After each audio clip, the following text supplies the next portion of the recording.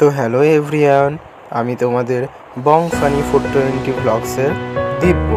তো কালকে আমি চলে গেছিলাম রবীন্দ্র সদন নন্দনে। এটি এমনই একটি সাংস্কৃতিক আনুষ্ঠানিক জায়গা যে এখানে সমস্ত রকম অনুষ্ঠান পালিত হয়।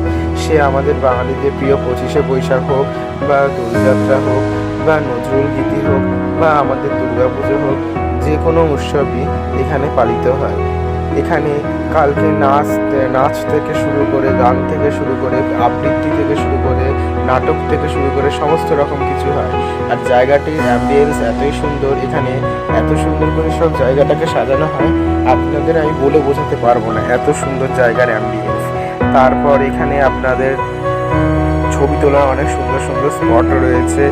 তো আর এই নন্দন জায়গায় অনেক রকম কমিউনিটির মানুষেরা মিলিত হয়।